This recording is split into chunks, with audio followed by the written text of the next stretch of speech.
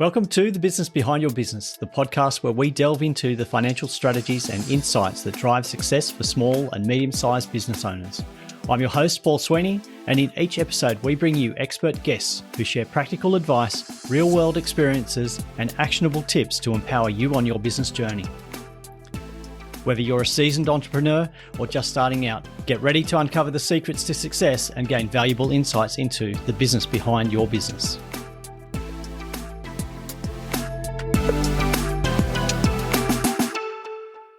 Welcome back to the Business Behind Your Business podcast. I'm your host, Paul Sweeney. And look, we've had some follow-up questions from some of our earlier episodes about understanding our customers and who they are and how we go about it. So we've had a few conversations recently on the need to understand our customers before we can actually have an effective sales strategy.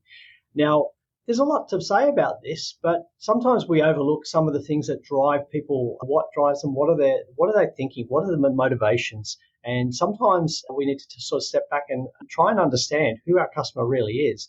So our expert today is Chris Peterson, who's been involved with marketing as an entrepreneur, over 30 years of experience helping businesses globally, uncovering new strategies.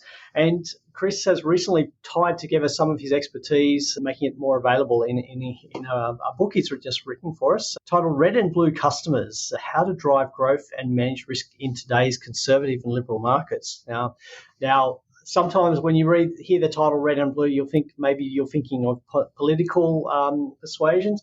I tend to go back to the days of my childhood with the red and the blue cartoon with the opposing crayon figures battling it out over something completely trivial. But I guess red and blue are different personalities, different ideologies. How do we actually understand that? So I'm not going to try and answer that question for you. That's why we've got Chris here. So Chris, welcome to the Business Behind Your Business. Yeah, thank you for having me here. Appreciate it. Well, it's great to have you here. And I think sometimes we overlook our customers and we think of them in the way that we want to be sold to, but we don't really understand where they're coming from. And now, you positioned the book as red and blue customers, and I look at that as sort of opposing positions. But we're looking at sometimes we've got a conservative customer, sometimes we've got a liberal customer. What does that mean in terms of how we approach our customer strategy? Well, it's a great question because it speaks to one of the biggest fundamental insights I came across when researching this book. And first of all, red and blue, I'm coming at it from an American perspective. So red is conservative and blue is liberal. I'm actually sitting here in Italy where if you use the color red, that's anything but conservative. But, the fundamental insight that emerged from this is that understanding customers is about, if you really want to know how they think and how to make your product fit into their lives, you have to understand their personal values. And the only way to do that is to attempt to look through their eyes at your business. And for decades in marketing, I spent my career doing the exact opposite. You look at customers under a microscope. As you put it, you look at them and you want to sell them the way you would want to be sold. But the reality is that the world is far more pluralistic and not everyone sees the world the same way. And so how do you understand personal values from a customer so you can create a stronger fit between your product and their lives? How can you position your business and product so that the customer feels like it just belongs in their life? And that's where the personal values come in. And what I discovered was that there were hundreds of research reports detailing the differences between liberals and conservatives that were highly applicable in business. And I started on this project a couple of years ago, and I couldn't believe that all these insights existed, but had never been brought to the table. Because typically we think about customers, okay, they're higher income, or we look at gender, or we look at where they live, we look at various patterns of behavior. It's all very much from the outside in. And what this does is it looks very much from the inside out. We basically turn the table and we see our businesses from their perspective, not them from our perspective. And worldview, as liberal and conservative, is a I came across, it's a very powerful way to understand an important set of values that people have. So, in the United States, I would characterize, people will define these terms differently. I realize that, and I realize they're defined differently around the world. It's not the same everywhere. But broadly in the book, the liberal ideology that exists today, it emerges from around the turn of the century and the end of the second industrial revolution and an embracing of modernism, whereas conservative values, are drawn more from the past and more from history. And there was, in the early part of the 20th century, a push against modernism and everything that it brought, including the Industrial Revolution. So that's a very high level take on it. There are other things that play into it, such as how these values became amplified over time. And in my research, I came to realize that media has actually played a huge role in that, not just digital media, but going back to the 50s when television came on the scene right around 1951, 1952. And television changed everything. It brought world events into the living room for the first time for people to experience. And I think it forced people to decide, are they more liberal? Are they more conservative? A lot of people will say they're in the middle, they're independent, especially in the United States. But the research shows that very few people actually are not associated with one side or the other. They may be very moderate, but the research is clear. There's even a book written by a famous political scientist called The Disappearing Center, and it's just the middle isn't there. There's a lot of moderation.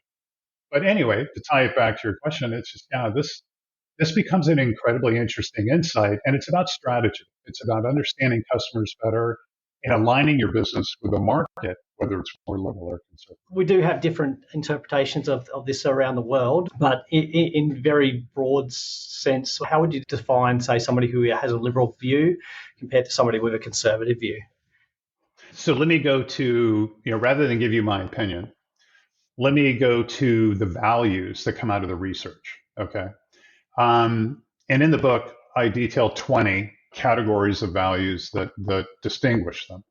And I'll kind of rattle off a list of them, and I'll give you some of the distinctions. And then I think it'll probably become more clear. But some of these values include how the two groups perceive the future, how they deal with change, self-moderation, thought styles, certainty, different empathies, different concepts of fear and safety, different definitions of success. So, okay, those are the categories.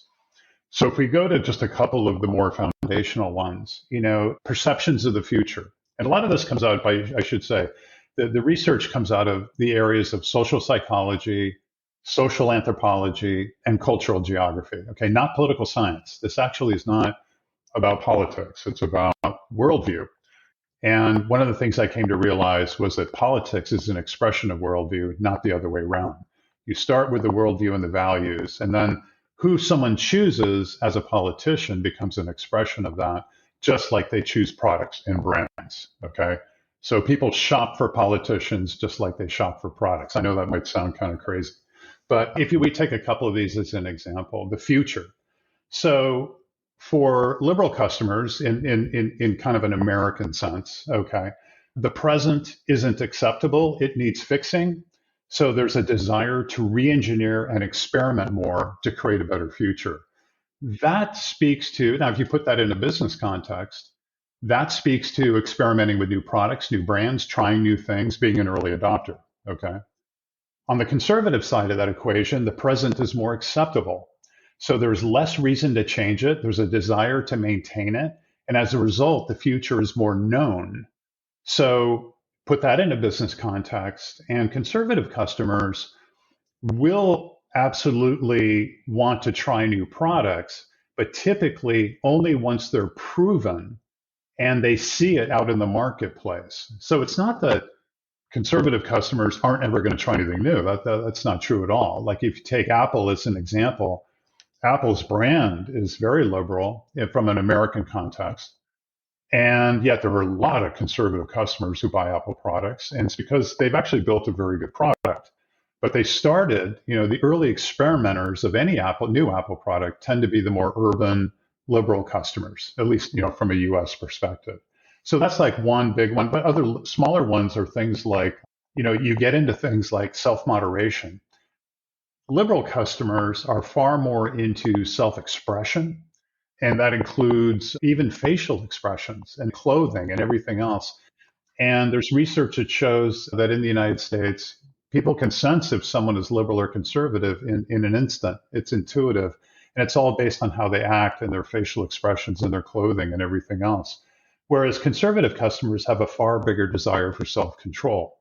Now, through all of these things, and there's a whole bunch of them in the book, and what businesses end up doing is they pick and choose the ones that seem like a good fit for what they're selling. There's no politics in it. And none of these values are good or bad. They're just there. There's no judgment.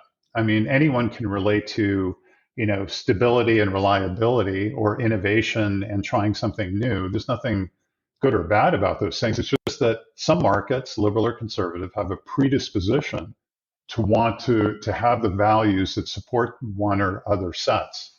And again, it won't explain every individual. There are always going to be exceptions to these things. But what we're after here is explaining markets, larger groups of people, so that we can position and frame our businesses to create a far stronger fit with the people that we want to sell to. And I can see some value in understanding that, because if you're creating a new product, challenging the status quo, looking to get those early adopters in there, get some feedback on your new product, if you're marketing to conservative customers, you're going to get a very low take up. You're not going to get the interest in there. You're not going to get the feedback on what works well with your product. That's right. But if you align with those, if you align with the early adopters, the more liberal thinking, you're going to get a higher take up amongst that group, and you're probably going to have more success in getting feedback about what's working well, what do they enjoy about your product. So I guess the key question there is, how do you actually identify these people? Well, I think this is true around the world. It's especially true in the United States, where, although it may not be true in Australia, so I'm going to run this by you, the targeting of these two different groups is actually normally quite straightforward, because the liberalism as the definition we're using, and again, I know people say it differently, emerges out of urban centers at the early part of the 20th century. And that's exactly where more liberal people are. They're in the inner suburbs and urban centers broadly. And conservative customers are more in the classic American suburb. You see both. But then as you get further and further away, lower population density, it becomes more conservative. And population density ends up being a determining factor. And so you end up with fairly simple targeting using geography. It's one of the oldest ways to target an audience that there is. There's nothing high tech or complicated about it. And, to your point about, who you want to go after with an innovative product, you're spot on. And yet at the same time, if you want your product to scale to a maximum potential, then you have to think about making the shift from the more urban liberal customer who's willing to experiment to including the more conservative customer, because those customers, because they don't switch brands as often, and this is proven in research in food shopping and all kinds of other research, because they don't switch products and brands as often, their customer value is higher. They will spend more money with you if you can get them, but they will cost more to acquire, and which is interesting. So the two markets end up working together. They're complementary, and it's a question of sequencing things broadly, assuming your product is good. If your product isn't any good, the conservative customers probably will rarely touch it. Yeah, no, that's really interesting. And in terms of the geographics, I would say it's fairly similar in Australia, and I'm guessing globally as well. Because even within, like, say, looking at Sydney, you've got those inner suburbs, which are probably what you consider your more trendy, or there's particular suburbs where, they're the ones that are taking up the fashion. They're the ones eating at the more fashionable restaurants. They're the ones trying new things. They're out there. Whereas the further out from the CBD you go, you tend to find more, I guess, conservative, consistent population. How far do you have to drive to experience that change? Like how much time? Like an hour? Well, yeah, probably an hour. Like I'm only thinking about 15, 20 kilometers. So what's that? That's probably, what's that, about 12 mile or something like that. Yeah. But Yeah. yeah, it could be an hour. But even within like Australia, I'm looking at, well, some capital cities you would describe definitely as more conservative. And it's funny, as I'm thinking this, I'm being judgmental because I'm thinking out loud. I'm thinking of Adelaide, which is probably more conservative, but Adelaide is known to host the Fringe Festival, so you got that contrast within there. But Yeah. yeah, so I think there's a danger there of prejudging Yes. or trying to say that everybody within that area will think the same way. And as urban centers get smaller, okay, as you enter kind of a second or third tier, the mix is more. But I can tell you that in the United States, you have to go to cities that are maybe a couple 100,000 people, where you might see 50% of the population be conservative, but never more than that. Okay. So it can also vary on the size of the city and also just how big that densely populated area is. But it's, you can find people this way. You can, I mean, one of the most interesting steps any business can take really easily is just to find out, are their customers more liberal or conservative, or whatever definitions you want to use, right, to capture the essence of these values. And you can simply ask them in a non-confrontational way, and just keep it in terms of worldview, not politics. But don't give them an option of saying they're in the middle, because a lot of people will say that even though they're moderate, and they're moderate one way or the other. But understanding your customers, like worldview makeup, is a very important step, because a lot of companies don't know. And we're working with two companies right now where one has overwhelmingly conservative customers, one has overwhelmingly liberal customers. And the implications for the creative content, the framing of the products, the media that's bought are huge. They're completely different. Okay. And, it's fascinating. It was pure coincidence. Those two customers are happening at the same time. But the contrast, when we put just like the media plans side by side, they're just dramatically different. Yet today, when people plan advertising and marketing, no one thinks about this in terms of how to reach their audience, right? And so I've seen many cases in my past that I've been involved with, because I didn't know how to think this. I didn't think this way, where we made media decisions that were pretty big, that in retrospect didn't make any sense at all, knowing what I know now and how I remembered the customers as I do. Yeah, that's interesting. Are particular industries, do they tend to lean more to being either conservative or liberal in their adoptions? Well, so it's a good question, because I think, if you think about broad consumer audiences, then industries will have perhaps a makeup of both. Like if you think about, like, if you're selling cellular phones, or you're selling insurance, but then you see brands within that market that are capturing different aspects of that market. So, for example, the United States, in the insurance industry, you have USAA, which only sells insurance to military people. Okay. And it's so easy to invoke more conservative values to align with a more conservative audience. I mean, not all military people are conservative, but most of them. Okay. And that's all that matters. And that can work really well, and they can own that piece of the market. In telecommunications, there's a brand called Consumer Cellular that markets to older Americans who tend to be more conservative in the United States. And they can actually own that market if they project not, this isn't about flag waving or invoking politics. It's about aligning values like self moderation and fear and safety and definitions of success and all that stuff to the market. Because what's so interesting in that case is that the really big telecom companies like AT&T, T-Mobile, they can't do that with their brand. They could never do it, because they would alienate a huge part of their customer base. So it can be used as a way to capture market share in a way that you don't compete with very large companies, which becomes really interesting if you zero in on one or the other, because both are, In the United States, it's 50-50. They're both large markets. They both have equal spending power. Okay. And with this urban rural divide, what you find is that liberal customers, in our definition, have higher income, but the cost of living for conservative customers is so much lower that the spending power of both is almost identical. So they're both great markets, and most people will say, well, I want to appeal to both. I want to be neutral. Well, there's no such thing. Every brand will project one way or the other, even a little bit, and markets tend to shift a bit too.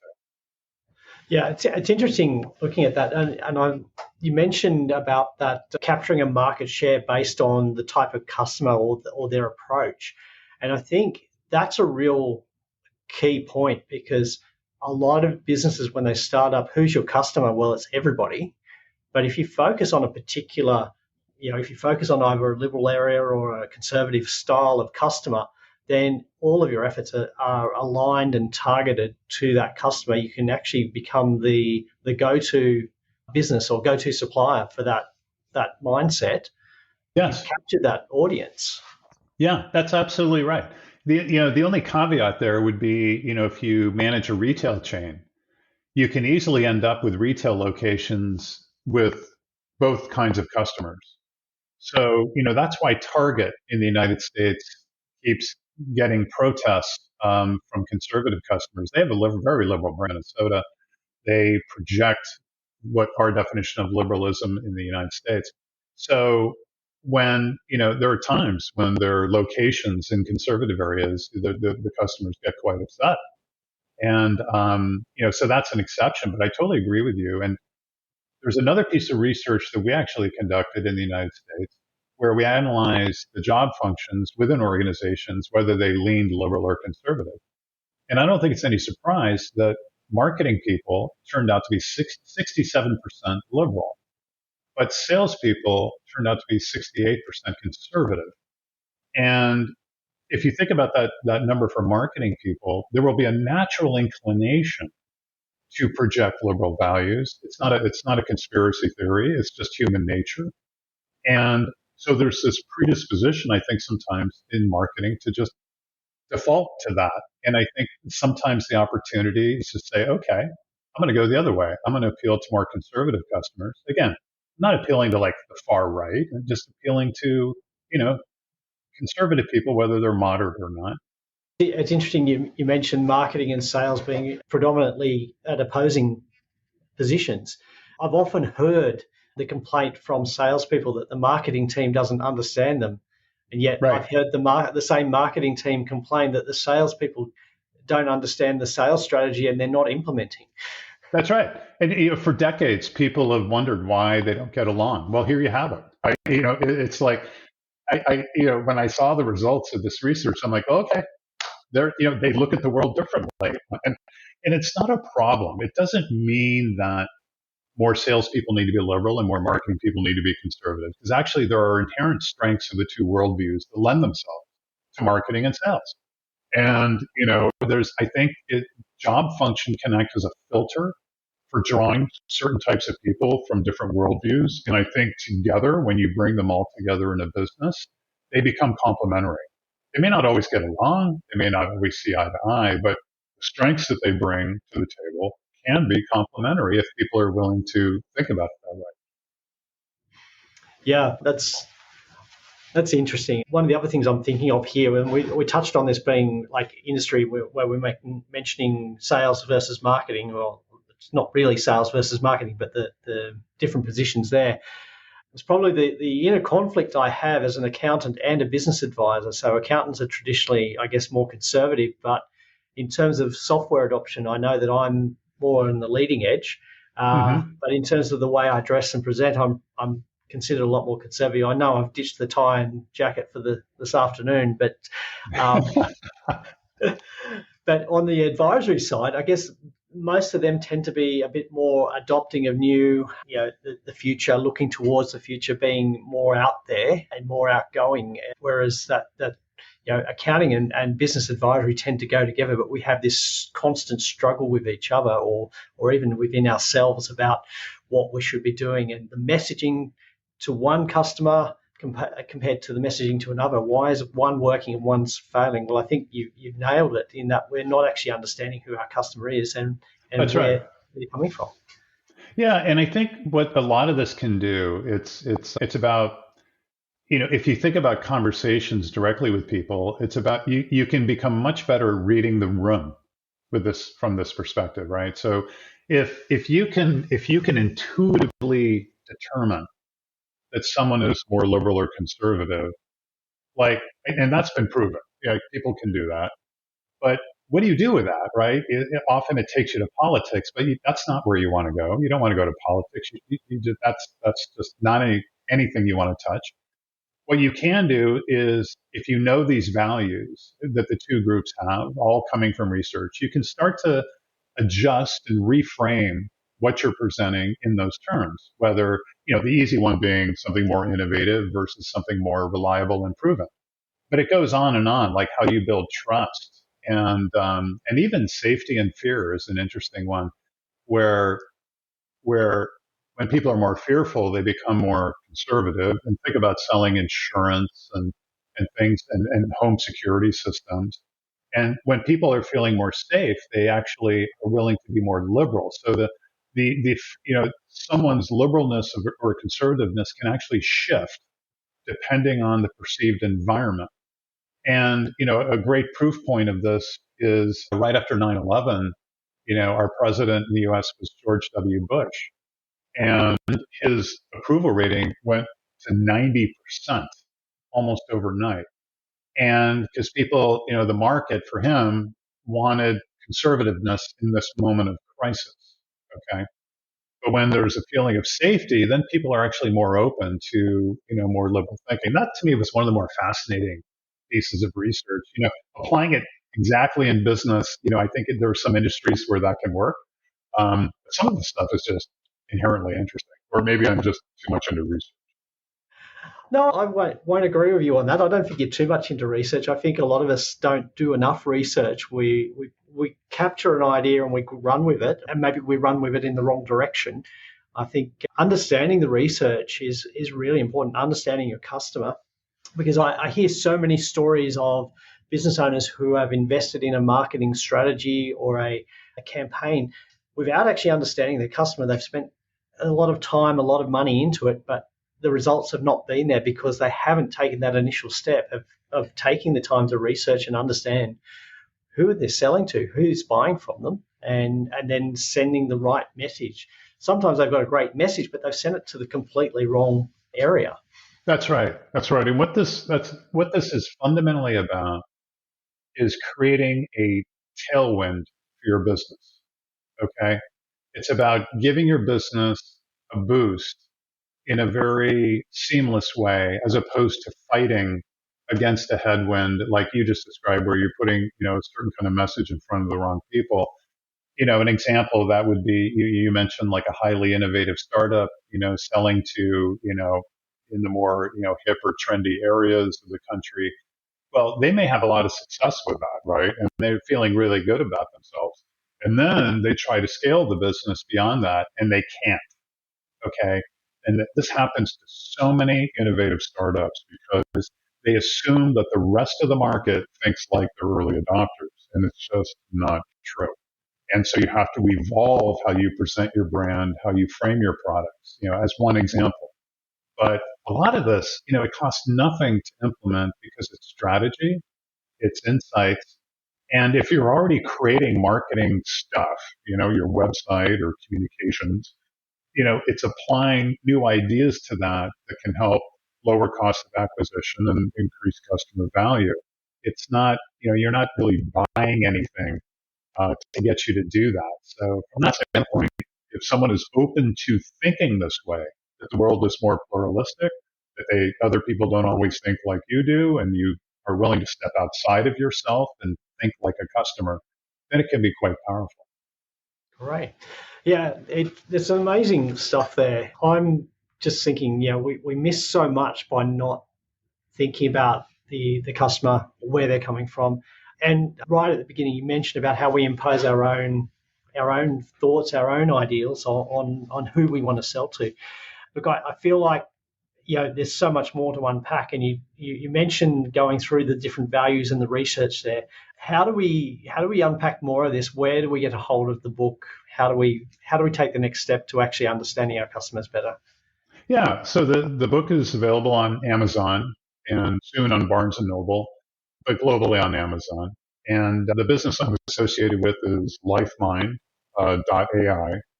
And we're in the middle of building a platform that helps businesses automate how their marketing gets created and targeted using personal values. We actually combine liberalness, conservativeness, and we also look at generation and regional differences. It's very U.S. focused, I have to say, and I know your audience is around the world, but from a liberal conservative perspective, I think the ideas apply quite well. But we're at LifeMind.ai, and if someone outside the U.S. has a question about this or is just wondering about something, feel free to reach out and ask. I'd be happy to help. If the answers are pretty straightforward, happy to help. But the book is organized so that you understand the business case. You've got a menu of values that you can choose to fit your business, and then there's a methodology for identifying whether your customers are more liberal or conservative, and then your market, and then coming up with a plan that helps you just align in a manner that makes sense for you. And some companies, they just want to project the values they've got, and that's fine. But the message is, let's make it intentional. Let's get everything lined up the best way for your business, no matter what your decision, and in order to drive growth. Yeah, that's fantastic. As always, we'll put the links to how you can find out more about Chris in the show notes and also on the businessbehindyourbusiness.com website for you to follow up on. I encourage you to check out lifemind.ai and also get your hands on a copy of Red and Blue Customers, How to Drive Growth and Manage Risk in Today's Conservative and Liberal Markets. Chris, really appreciate your time today and what you've shared with our listeners. And our listeners, it's a very much a global problem that we all face. We all have the same issues of finding the right message to send to the right customers to make those sales. And it's a struggle that business owners everywhere have. So we really appreciate you coming on today and sharing your insights. They've been extremely valuable. Well, thank you very much. I've enjoyed the conversation. And, I hope there's some kernel of an idea here that gets people thinking just a little bit differently about who their customers might be. Fantastic. I'm sure that is the case. And look, as always, if you've got value from this and you believe that another business owner that would benefit, please share this episode with them and encourage them to also subscribe to the Business Behind Your Business podcast. Once again, Chris, thank you for your time. It's been an absolute pleasure. Thank you. That's a wrap for this episode of The Business Behind Your Business. We hope you found today's discussion insightful and valuable for your business journey. Before we go, don't forget to subscribe to our podcast on your favourite platform. Share it with fellow business owners who could benefit, and send in your burning questions because we love hearing from you. Missed any of our previous episodes or looking for additional resources to help grow your business? Head over to our website at thebusinessbehindyourbusiness.com. There you'll find our full archive of past episodes along with show notes, transcripts, and links to valuable resources mentioned in each episode. Your journey to business success continues at thebusinessbehindyourbusiness.com. Until next time, stay inspired, stay informed, and keep building the business of your dreams.